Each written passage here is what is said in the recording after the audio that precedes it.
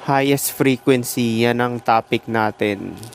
Kasi kapag nasa highest frequency guys, walang makaka-move sa'yo, di ba? Or walang makaka-apekto sa'yo, either positive or negative.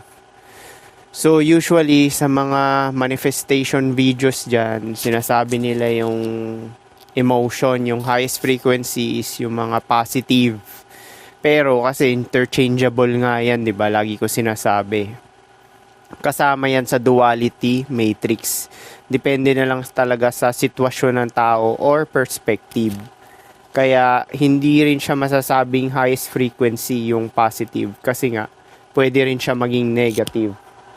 So ang highest frequency lang is neutrality.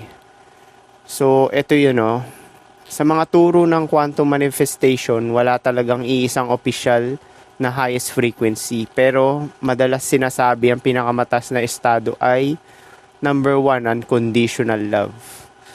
Well, lahat kasi ng relasyon outside external, outside sa self or external is may condition talaga yan dahil sa limitasyon ng katawan, which is yung katawan natin is ang biological function is mag-survive. So, technically, nakikipag-deal tayo sa tao for transaction lang, di ba? Kahit yung mga hi, hello, may self-satisfaction ka pa rin na nafe-feel doon, like acceptance, validation, so, or makakataas ng self-esteem, yung mga ganyan, di ba? So, self-interest pa rin talaga ang nangunguna. So, ito, number 1 kasi nila, unconditional love. Sinasabi kasi nila ito yung brainwashing ng lipunan. Ang unconditional love is hindi mo yan mararanasan sa ibang tao, di ba? Ikaw talaga yan, self-love yan. Iisa lang yan. Yung unconditional love is self-love din yan or independent love. Tapos sa pangalawa, gratitude, pasasalamat. Pangatlo, joy, kagalakan, peace, kapayapaan, 5, compassion, malasakit. So, itong 5 na sinampol nila dito is babagsak pa rin talaga yan lahat sa self-love. Kaya nga napakalupit talaga ng shinare ko na info na self-love lang talaga ang tatayo. Actually, self-love, magiging high value ka na rin yan kasi tataas yung standard mo para sa sarili mo, di ba? Tsaka self-love lang din ang formula or na strategy para ma-experience mo lahat ng mga gusto mo, di ba? Kasi biruin mo, pag ang focus mo sa internal, ibig sabihin internal, going within. So, kanino ka nagfo-focus pag going within, pag internal, di ba? Kay God. So, malamang, manifest ka ng manifest, hindi ka naman nag-going within, di mo naman minamahal sarili mo, ang value mo nakadepend externally. So, wala ring silbi, di ba? Kahit anong manifest mo dyan, magkakaroon yan ng resistance kasi nga, hindi ka konektado sa sarili mo. Kasi magkakaroon lang naman ng alignment kapag konektado ka sa sarili mo. Ibig sabihin, yung point of view mo is self. Marami na rin philosophical na dyan 'di ba, na mga tao or mga propeta na nagsasabi na yung self is a God. So hindi lang ako nagsabi niyan, 'di ba? May mga iba na rin. Pero iba yung termino nila, 'di ba? Kagaya kay Neville Goddard, awareness of your being. Kay Carl Jung, pareho kami, self ang tawag niya, ako self din. So pareho kami ng tawag, 'di ba? So yun lang yun, di ba? Na yan lang talaga yung formula. Tsaka sino yung i-experience ng mga gusto mo i-manifest? Di ba ikaw rin? Di ba? Sino rin yung kasama mo hanggang kaduluduluhan? Ikaw rin, di ba? So sino yung subjective reality? Ikaw din, di ba? Kaya nga, sino yung player ng buhay mo? Ikaw din. Sino yung i-experience ng gusto mo i-manifest? Ikaw rin, di ba? Yung external, sino rin yan? Extension mo rin yan sila, di ba? So, kung ganyan lang din pala talaga, di, self-love lang talaga iikot lahat. Kaya napakalupit ng turo ko sa inyo, di ba? Kaya nga share ko to sa inyo kasi yan lang talaga yung formula para makuha mo yung gusto mo, ma-experience mo yung mga gusto mo, maging alignment ka, maging at peace ka, magkaroon ka ng unconditional love. Kasi nga, pag mahal mo sarili mo, ipapa-experience mo rin yan sa lahat ng may buhay. Hindi lang tao, lahat ng may buhay. Syempre, so pagka ganun, walang excluded, di ba? Lahat accepted. Kaya hindi ka magiging judgmental di ba? Kasi ang focus mo, self lang, sarili lang talaga. Actually, selfish nga rin din talaga siya. Pero, ang kagandahan nun is accepted mo lahat dahil accepted mo na yung sarili mo. Ibig sabihin, yung good side at bad side mo, minahal mo na. So, kung makita mo yung good side at bad side ng ibang tao, okay lang kasi nakita mo na yan sa'yo, di ba? So, alam mo na yan. Magugulat ka pa ba? Hindi, di ba? Kung lumabas good side nila, okay lang. Wala kang pake. Kung lumabas bad side nila, as expected, okay lang din. Wala ka rin pake, di ba? Madali mong matatanggap kasi tinanggap mo na muna siya sa sarili mo. So, ayon sa ilang spiritual teachers, ang love ang pinakamalakas na frequency dahil ito raw ang estado kung saan walang takot, kakulangan o paglaban sa buhay. Wala nga kasing resistance. 'Di ba meron akong panoorin nyo dyan yung clip na pinost ko, yung may heart frequency. Kasi yung heart frequency is napakalakas talaga niyan kasi nandyan yung stillness or heaven or si God, 'di ba? Yung connection mo kay God nasa heart frequency. Kaya nga lagi ko sinasabi tsaka ng iba pang mga manifestation gurus na sinasabi nila, sundin mo yung kalooban mo, kalooban. Kasi yung kalooban, yun yung totoong ikaw. Yung self na sinasabi natin, sinasabi ni Neville Goddard na awareness of your being. Sa ibang teacher naman, consciousness. So, iisa lang lahat yan, di ba? Or, sinasabi ko rin, God. So, iisa lang din talaga yan. Kasi kapag konektado ka sa sarili mo, is in alignment ka, di ba? Kaya nga yan yung pinaka nangunguna kasi bago mo pa pinili yung mga decision mo, iniisip mo, emosyon mo is nauna na siyang pinili ng kalooban mo.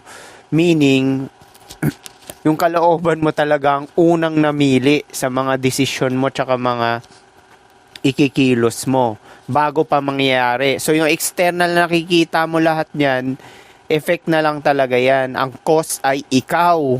Ikaw mismo ang cause, di ba? Kaya nga pagka may kung ano mangyari sa'yo, walang sisihan kasi ikaw ang cause kagagawan mo, di ba? Kung ma-feel mo yung naapi ka, kasalanan mo, wala kang boundaries or yung programming mo na porket sabihan ka lang na kung ano-ano dyang mga derogatory or negative, na, dinamdam mo naman, tinake mo ng personal. Ang sinasabi nila, projection lang naman nila yan, tsaka idea nila about sa'yo, wala naman talagang kinalaman sa'yo yan, di ba? Kaya nga sinasabi ko sa inyo, magkakaroon na lang talaga yan ng kinalaman sa'yo pagka pinisikal ka, which is may karapatan ka na protektahan mo sarili mo hanggang malagutan ka ng hininga. Yan lang yung sinasabi ko. Murahin ka, okay lang. Hayaan mo sila, di ba? Wala kang pakialam dyan. Laitin ka, wala kang pakialam dyan. So, ito ayan kakulangan. Kasi nga, yung value mo, ito mawawala yung takot mo. Saan walang takot? Ito yung sinabi, ayon sa ilang spiritual teachers, ang love ang pinakamataas na frequency dahil ito raw ang estado kung saan walang takot, kakulangan o paglaban sa buhay. So ito, sinabi nila love daw. Sa lipunan natin, love is give. Hindi naman ganun yun Ang self-love is sarili, di ba? Self-love. Ang love nila external Ibig sabihin, magbigay, ganon. So, brainwashing pa rin talaga itong mga tinuturo sa lipunan. Kaya marami dyan na-exploit na tao kasi yan yung sinasabi nila bawat tao naman is may positive at negative. Tsaka, yung self-sacrifice na yan is di ba, self-sacrifice, selfless, ayun, yun pala yun. Kasi 'di ba meron sa Bible niyan or sa Buddhism yung selfless. Ang ginawa naman ng mga teacher sa brainwash yung mga tao, maging people pleaser ka, isakripisyo mo yung sarili mo, pati dangal mo, pati yung dignity mo, pati value mo para ma-accept ka ng ibang tao or para mag-reciprocate sila. Actually, naririnig ko rin yan sa mga ibang tao Tulungan mo sila para tulungan ka rin pabalik. Hindi naman ganun yun. So, ibig sabihin, nag-expect ka pa, di ba? Ginagawa mo lang na tumulong sa ibang tao dahil gusto mo nang pabalik. Ito, lagi ko to naririnig talaga. So, sabi ko, hindi pala genuine talaga. Mas genuine pa pala talaga yung malamot, di ba? Kasi at least yun, alam mo na, di ba? Natotoo talaga sila sa sarili nila. Itong mga taong to, lagi ko to naririnig Tulungan mo sila, magbigay ka para meron din pabalik. Ha? Ibig sabihin, nag-e-expect ka pa rin talaga kung magbibigay ka. So, ibig sabihin yan, hindi genuine yan. Yan kasi yung brainwashing sa lipunan natin, pati sa mga simbahan, di ba? Sasabihin ka, magbigay ka, para good karma daw. Wala naman talagang karma. Isa pa yan, karma, sin, tsaka mga religion, mga programming lahat yan, di ba? Kapag nagbigay ka, walang kapalit. Kasi nga, mahal mo yung sarili mo. Ibig sabihin, yung kaya mo lang mawala, yun lang yung kaya mo ibigay, di ba? Tsaka yung umaapaw, meaning, kung ikaw, kunwari, gipit ka sa pera, so, okay lang na maging madamot. Kasi nga, gipit ka, di ba? Brainwashing sa lipunan, pati nga sa mga ibang religion, ayaw na sabihin yung specific religion. Sasabihin, ibigay mo yun 5% ng kinita mo kada linggo.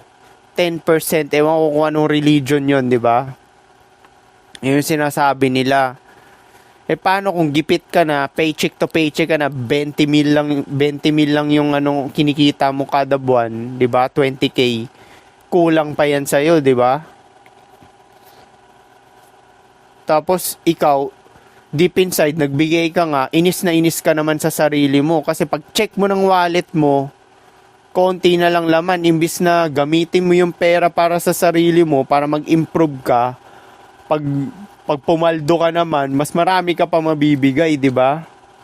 Biruin mo yung brainwashing ng lipunan. Gagawin ka talaga na itong shit, di ba? Yung lipunan, gagawin ka talaga ng shit.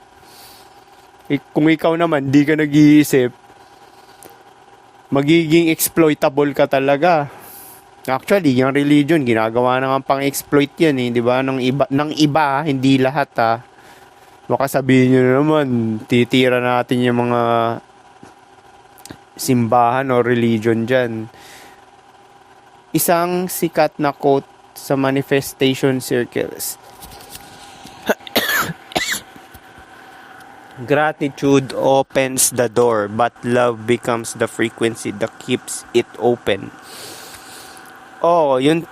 Yung gratitude is, eto kasi, alam mo, nagpapasalamat din ako sa lahat ng mga tao. Kahit yung mga taxi driver, salamat. Kasi, yung basta yung mga ganyan, may nagabot sa akin, salamat. Kasi, yung thank you talaga is malaking help na rin sa kanila talaga yun na nagpapasalamat ka. Ibig sabihin na appreciate mo yung value nung serbisyo nila tsaka sila mismo. So, pati it reflects din sa character mo, di ba? Na nagpapasalamat ka. Tsaka gratitude opens the door, but love becomes the frequency that keeps it open. Kasi kung di ba nga, ano ba sinabi natin sa self-love, tsaka unconditional love, tsaka independent love? Lagi ko to sinasabi sa mga, sa mga clip ko So, ang totoong love is totoo. Ibig sabihin, totoo ka sa sarili mo, totoo ka rin sa ibang tao. So, kung gipit ka, naging madamot ka, totoo ka ba? Di ba totoo, di ba? Naging madamot ka dahil gipit ka nga. So, naging totoo ka talaga sa sarili mo. Di ba? At, naging totoo ka na rin sa ibang tao. Kasi ganun yun eh. Di ba nga, we reflect each other. So, kung totoo ka sa sarili mo, magiging totoo ka rin sa ibang tao. So, anong unconditional love? Totoo. Ano pa next doon? Hindi mapanakit. So, 3 lang kasi yan eh. 'Di ba? Hindi mapanakit. Yun yung unconditional love. Obviously, kung mahal mo talaga sarili mo is hindi mo mumurahin yung ibang tao. Hindi mo sila sasaktan physically or emotionally. So, kasi alam mo na ayaw mo rin ma-experience yun sa sarili mo. Tsaka kung gaano mo kamahal yung sarili mo is ganun mo lang din itetrato lahat ng may buhay. Take note, lahat ng may buhay. 'Di ba? Pati nga gamit iingatan mo eh, 'di ba? Kasi nga may buhay rin naman 'yan para ma-maximize mo yung mga gamit mo. So, biruin mo, wala kang ini-exclude, pinapa-experience mo lang sa iba. Ano yung pangatlo? Mapagpalaya, 'di ba? So kung mahal mo yung tao, 'di ba? Lahat ng may buhay is mapagpalaya ka. Kung ayaw ka nila, okay lang, mag-thank you ka na lang kasi na-experience mo sila, 'di ba? Tsaka yung mga cherish yung moments. So, gano'n na lang, 'di ba? Tsaka hindi mo kokontrolin yung tao na ito, ganito ka dapat, lalo na yung mga seloso, yung kinukuha pa yung cellphone, pati yung insecurity daw kasi yun, 'di ba? Yung aalamin mo pa yung lalagyan mo pa yung kilak ng cellphone, tapos monitor mo pa yung galaw ng mo. Ano yan? Wala ba sariling utak yan? Kung adult yan tao na yan is alam na niya yung tama at mali. At kung binibigyan ka niya ng sakit ng ulo, tinatanggal ka sa point of view mo sa self mo or peace of mind, is pakawalan mo na. Magkaroon ka naman ng self-respect, di ba? Hindi yung may kipagtalo ka pa, tapos papamukha mo pa yung ginawa mo, di ba? Anong tawag nila doon? Sumbat? Sumbat ata yun. O susumbatan mo pa. Well, kung ganun din naman, wag ka na magbigay-bigay, 'di ba? Or kung ano-ano pang gagawin mo na extra kung labag naman pala talaga sa kalooban mo, isusumbat mo pa, 'di ba?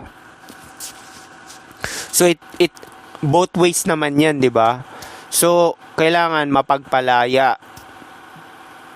Kung mahal mo talaga sarili mo, ayaw mo kontrolin yung ibang tao at hahayaan mo sila na maging sila na totoo, 'di ba, sa sarili nila. Actually, yun nga talaga yung highest na form of love yung mapagpalaya Kasi hindi naman necessarily na kahit nahiwalay kayo is hindi mo na mahal yung tao kasi nga mahal mo pa rin sila, 'di ba? Kahit nahiwalay kayo kasi nga alam mo na wala naman talagang pasensya na, sorry tong ubo natin dahil nagkaroon ng 'di ba? So ayun. 'Di ba nga kasi nga 'di ba? Hindi naman porket hiwalay na kayo ng mga kaibigan mo, kapamilya mo, karelasyon mo, is hindi mo na sila mahal.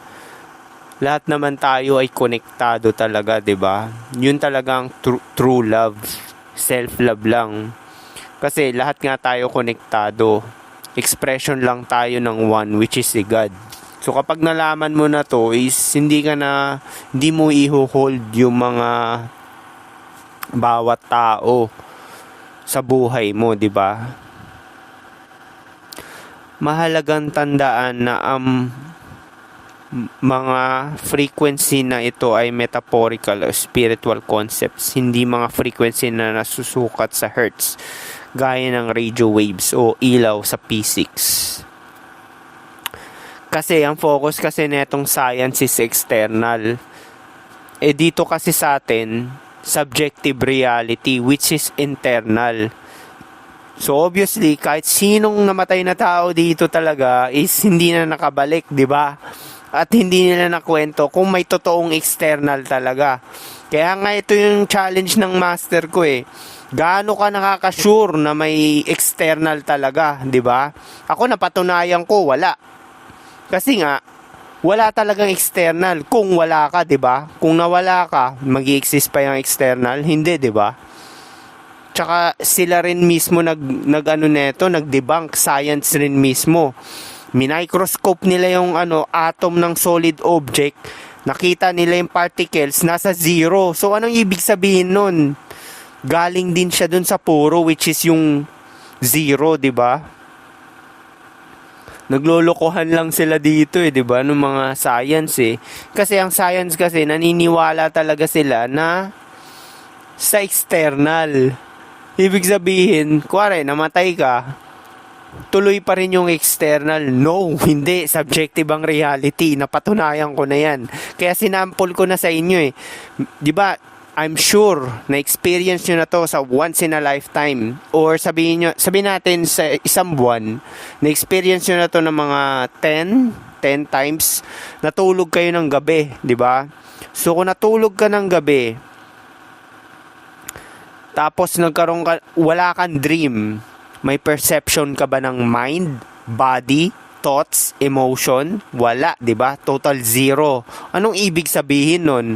Meron bang talagang external? So obviously wala, 'di ba? Kaya napatunayan ko na 'yan. Kaya nga meron akong inano diyan na clip. Meron ba talagang afterlife? Wala. After ng life mo, wala na talaga, zero, 'di ba? Kasi nga, ikaw nga yung awareness, ibig sabihin, ikaw yung observer. Kapag nawala yung participant na observer, obviously, wala na rin yung game of life. Kaya nga ginawa yung game of life dahil ikaw yung observer, ikaw yung player. Obviously, kung wala yung player, walang game, di ba? So, ito kung ang layunin mo ay manifestation ayon sa mga turong ito, karaniwang inuuna nila ang clarity of intention. Syempre. So, syempre, 'di ba? Kung ano talaga yung gusto mo ma-experience base sa kalooban mo, nakapili ka na talaga bago papasok yung clarity of intention. Ibig sabihin, yung unang choice ng kalooban mo, tapos ifo-focus mo na lang kung anong strategy. Intention nga, 'di ba? So, ang intention kasi single focus Yun yung meaning niyan So, magkakaroon ka ng intention sa gagawin mo. So, single focus, nagkaroon ka lang na focus. Tapos ito, gratitude plus love plus emotional coherence. Gratitude, well, kahit naman hindi ka magpasalamat, may experience mo pa rin naman talaga yung may tulong yung gratitude, pero sa manifestation or pag-collapse ng reality, wala talaga siyang tulong. Pero yung love, kulang pa nga to, dapat self-love sinabi niya Kasi kung love lang, well, vague to. Hindi to clarity, di ba?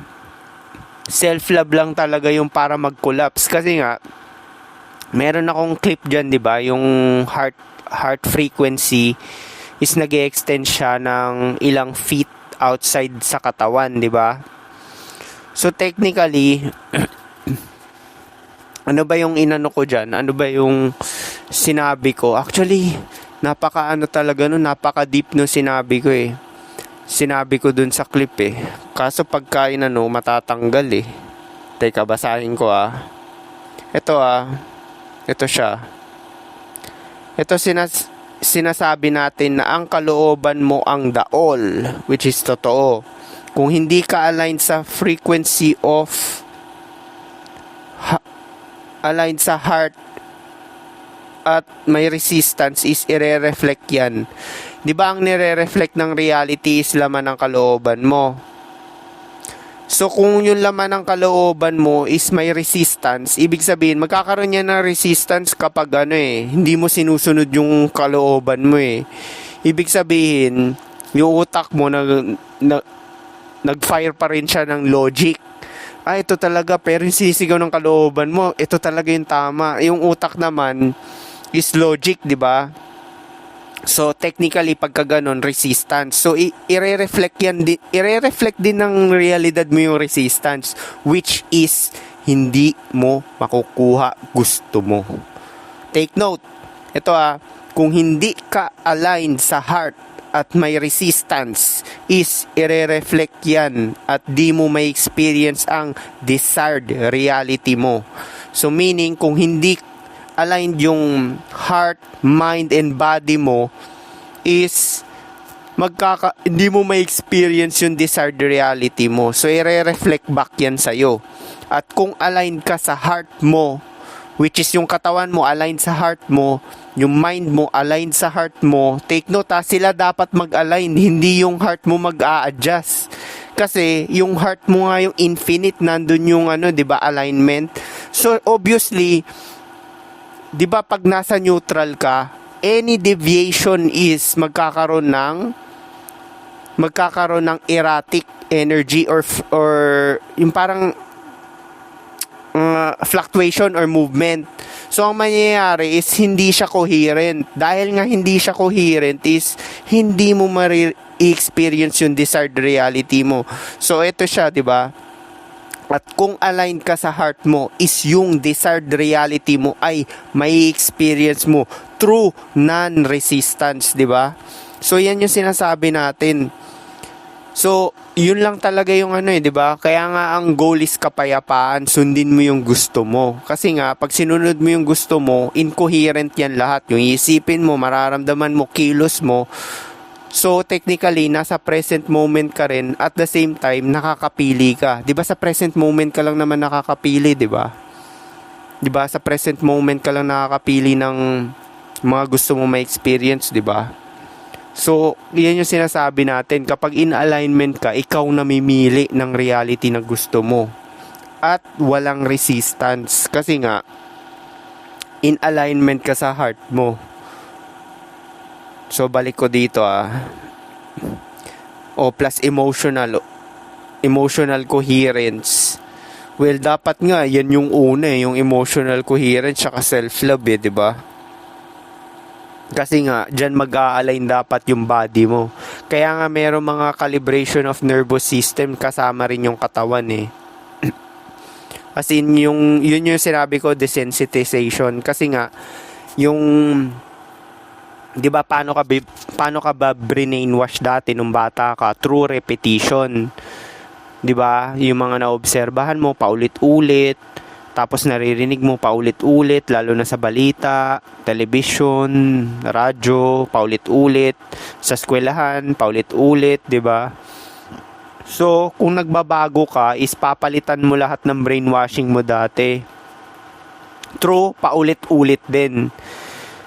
So, ang gagawin mo is susundin mo yung kalooban mo, tapos gagawin mo yung mga makakabuti sa'yo, para in alignment ka. Pero take note ito kasi consistency. Kasi ang reality kasi yung quantum field, 'di ba? Infinite possibility siya sa now. So ang kailangan dito is consistency, na ikaw na talaga yung new version mo.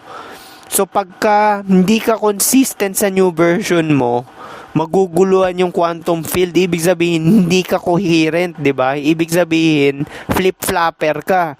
So, 'di ba kung flip-flopper ka, ang gagawin ng realidad mo, flip-flopper din, 'di ba? Kasi kung ano ka, yun talaga i-reflect niya. Kung flip-flopper ka, flip-flop din yung ibibigay sa iyo, 'di ba? Kaya nga sinasabi sa mga totoong nagbabago, nauuna talaga yung kalooban, as in talagang consistent sila kahit walang nakakita. Kaya nga yung last na sample ko, sinasabi ko sa inyo, hindi na nga sila disiplinado kasi yung discipline may force pa yun kasi nag-expect ka. Ito walang expectation dahil kalooban to walang expectation to, ginagawa mo na lang talaga siya dahil yun yung makakabuti sa'yo, di ba? Na tingin mo or gusto mo, which is, well, yun naman talaga gusto di ba? Kaya nga ang pagbabago talaga is consistency. Tsaka choice 'yan.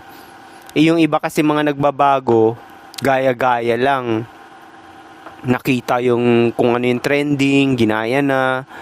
Tapos sabay ano. Kasi dati naalala ko yan sa Facebook, mahilig ako mag-post ng push-up videos. So mga almost 3 years na ako nagpo-post ng push-up videos. Tapos nakikita ko yung mga iba, gumagaya na rin, nag-start na rin mag-training.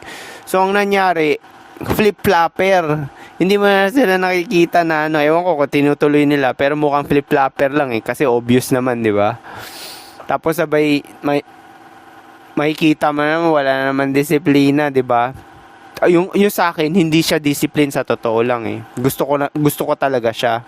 Kasi alam ko yung benefit sa katawan ko. Parang pag nagte-training ako, parang mas marami akong energy. Tsaka gusto ko siya parang nakakaano rin talaga siya nakakatalas din siya ng utak kasi circulation ng training, 'di ba, or exercise. So nakakatalas din talaga siya ng utak. Tsaka ang kagandahan doon, magiging confident ka. Magiging confident ka rin pagka nakipag-usap ka sa ibang tao. Kasi mawawala yung mga inhibitions mo pag nagte-training ka. Kasi nga, ang training kasi is lalagay mo yung katawan mo sa stress tapos relaxation. So kung stress, relaxation. So hindi ka ba magiging confident nun? Kasi biruin mo, na-experience mo na ng katawan mo yung stress.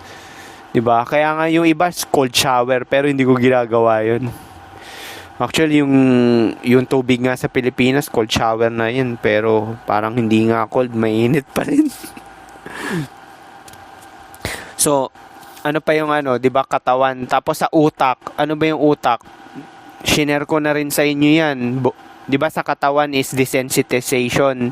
Tsaka yung i-overcome mo yung fear mo. Paulit-ulit mo gagawin yung mga kinatatakutan mo dati, kagaya ng pagsisine or na mag-isa, pagkain sa restaurant na mag-isa, pag-approach ng tao, stranger, makipag-usap, makipagkaibigan, yung mga ganyan. Yun yung mga strategy consistent mong gagawin para ma-desensitize ka, maging normal na siya sa'yo. Kasi yung prenogram ka dati is paulit-ulit din, naging normal siya sa'yo. Now, papalitan mo lahat ng programming mo dati ng bago, which is yung makakabuti sa'yo, ng paulit-ulit din para maging normal din sa'yo yung bagong version mo. 'Di ba? Pati yung law of assumption, 'di ba, na kuwari gusto mo maging businessman, magiging consistent ka talaga na paano ba mag-isip ang businessman, ano bang pakiramdam ng businessman, ano ba yung time workflow niya everyday, 'di ba? Paano ba siya makipag-deal sa tao? Consistently na yung gagawin. Sa utak naman, yung mga iniisip, napakasimple ng shinare ko sa inyo. Believe nothing, di ba? Pwede mong paniwalaan lahat ng gusto mong paniwalaan, pwede mong gawin lahat ng gusto mong gawin, pero hindi lahat makakabuti sa'yo. Pati yung mga sin, kasalanan, karma, naku, burahin nyo na yan sa utak nyo, wala yan. Hindi totoo yan, brainwashing yung mga yan.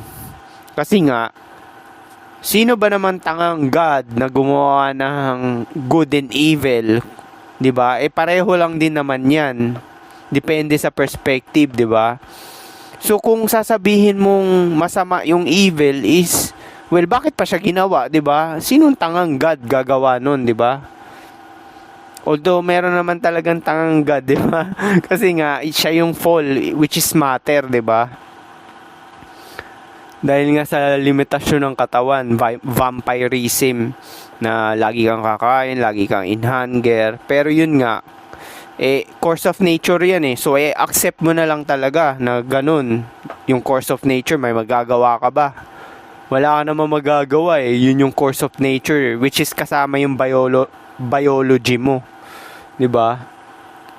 Na nagugutom, self-preservation, yung constant need, yung mga ganyan. Iyan ang madalas na tinatawag na pinakamataas na frequency state. So, paano? Yun lang. Hopefully may natutunan kayo dito. Peace.